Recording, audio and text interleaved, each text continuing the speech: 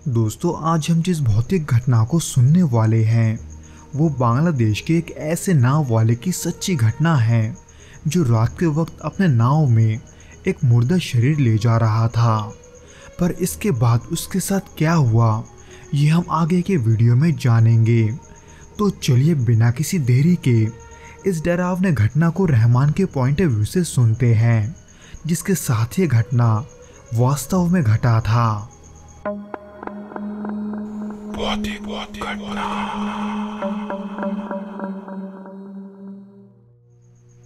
ये बात है साल 1995 की, जब नौलचिठी नाम के गांव का एक आदमी ढाका के एक हॉस्पिटल में मारा गया था। लेकिन कागजी कार्रवाई को पूरा करके उस आदमी के मृत शरीर को लेने में उस आदमी के परिवार को बहुत देर हो गया था। यानी कि वो रात का समय था जब उन्होंने उस मृत शरीर को लेकर अपने गांव के लिए रवाना दिया। लेकिन गरीब होने के कारण उनके पास उतने पैसे नहीं थे कि वो रास्ते से होते हुए अपने गांव लौट सके। इसलिए उन्होंने नदी के रास्ते घर लौटने का फैसला किया, जो कि ना सिर्फ किफ़ायती था बल्कि उस समय के ज़्यादातर लोग ऐसे ही नदी के रास्ते सफ़र करते थे। लेकिन रात ज़्यादा होने के वजह से कोई भी नाव वाला इतने दूर गांव में नहीं जाना चाहता था, खास करके एक मृत शरीर को लेकर, सिवाय मेरे, क्योंकि मुझे उससे कोई परेशानी नहीं था। हालांकि रात ज़्यादा होने के वजह से मैंने उनसे ज़्यादा पैसों की मांग की थी, जिसके लिए वो मान भी चुके थे। हालांकि मेरा नाव इतना बड़ा नहीं था कि मैं सभी को एक साथ ले जा सकूं, इसलिए मैं उन लोगों को वहीं रखकर उस लाश को लेकर नदी के रास्ते चल पड़ा। तब रात के यही करीब 11 बज रहे थे, इसलिए नदी के चारों ओर घना अंधेरा था और उसी के सन्नाटे में मैं अकेले उस लाश को लेकर आगे चलता जा रहा था। हालांकि उस दिन से पहले मैंने ऐसा कभी महसूस नहीं किया था, लेकिन उस लाश की मौजूदगी में मुझे हल्की सी बेचैनी हो रही थी, जो कि उस माहौल को देखकर स्वाभाविक भी था। मैं कुछ दूरी पर पहुंचा ही था कि तभी मुझे किनारे पर एक बूढ़ा आदमी दिखाई दिया, जिसके सफ़ेद दाढ़ी, पुरानी सी पोशाक और हाथ में लाठी देखकर मुझे ऐसा लगा कि वो कोई मौलाना है, जिसने मेरी तरफ देखकर मुझे रुकने का इशारा किया और मुझसे कहा कि उन्हें पास के गांव जाना है। हालांकि मेरे नाव में उतना जगह नहीं बचा था, पर किसी मौलाना को बीच रास्ते में अकेले छोड़ना ठीक ना समझकर मैंने अपनी जगह उन्हें दे दी और खुद खड़े होकर एक लंबे बांस के मदद से नाव को धकेलने लगा। हालांकि तब मैं ये देखकर हैरान ज़रूर था कि उन्हें उस लाश को देखकर डर नहीं लगा। वैसे तो शुरुआत में वो आदमी जिसे मैं मौलाना समझ रहा था वो मुझसे बड़े ही अच्छे से बातें कर रहा था, पर कुछ देर के बाद उन्होंने अचानक से मुझसे बात करना बंद कर दिया। वैसे तो इसमें कोई हैरानी की बात नहीं थी, पर न जाने क्यों अचानक से मुझे एक बहुत ही गंदा बदबू आने लगा, जो कि ठीक मेरे पैर के पास से आ रहा था, यानी कि जहां वो आदमी बैठा हुआ था। लेकिन ये देखने के लिए कि वो बदबू किसकी है, मैंने अपनी नज़रें नीचे घुमाई, पर मैंने वहां जो देखा उसे देखकर विश्वास कर पाना मुश्किल हो रहा था, क्योंकि मेरे सामने वो आदमी उस लाश के हाथ को कफन से निकालकर मेरे सामने उसे चबा रहा था।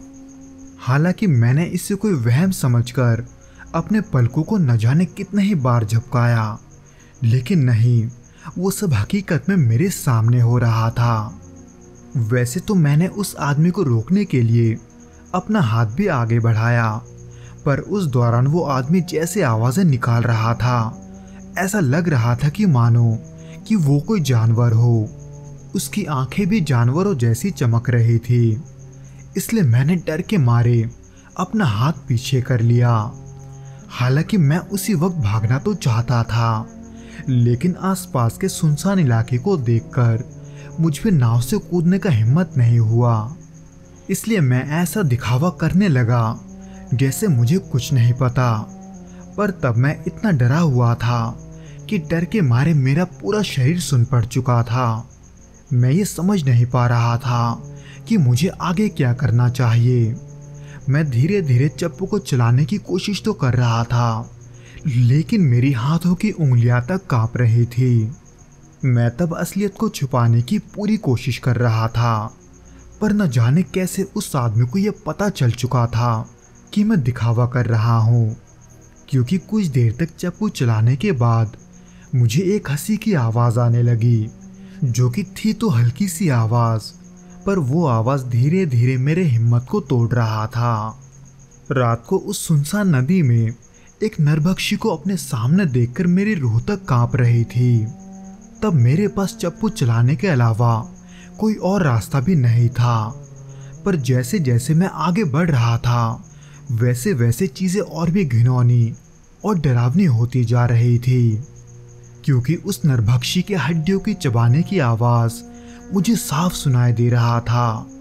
मैं हिम्मत करके तिरछी नज़रों से उस नरभक्षी की ओर देख तो रहा था, पर उसके चेहरे के वहशीपन को देखकर मैं ज़्यादा देर तक वहाँ रुकना ठीक नहीं समझा, बल्कि मैं एक ऐसे किनारे की खोज में लग गया जहाँ से कोई रास्ता साफ दिखाई दे।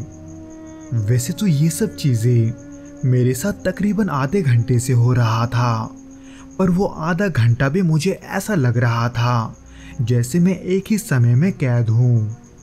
पर जैसे ही मुझे एक साफ किनारा दिखाई दिया, मैंने नदी में कूदते ही तैरना शुरू कर दिया।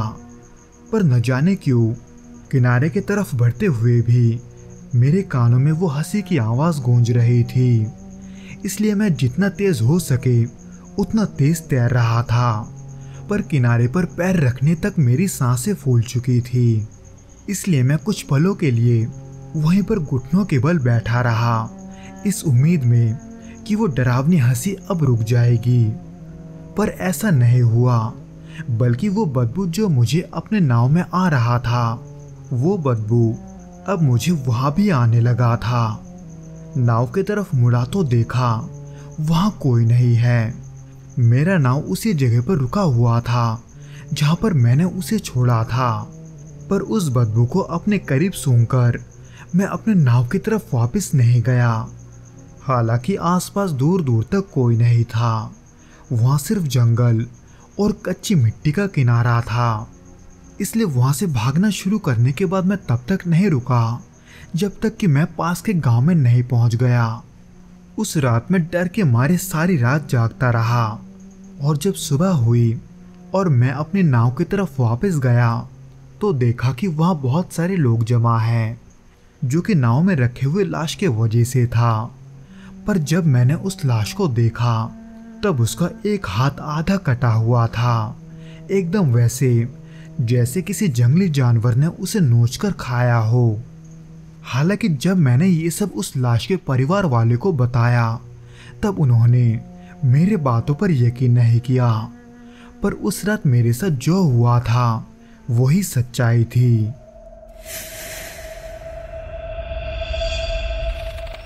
तो दोस्तों, ये तो था वो घटना जो कि रहमान के साथ घटा था। उम्मीद करता हूँ कि आपको ये पसंद आया होगा, और अगर आया हो तो प्लीज़ इस वीडियो को लाइक करके इसे अपने दोस्तों के साथ शेयर करना मत भूलना, और उसके साथ ही साथ इस चैनल को सब्सक्राइब करके नोटिफिकेशन बेल को भी दबा देना, ताकि आने वाले वीडियोस आप तक जल्द से जल्द पहुंच सके।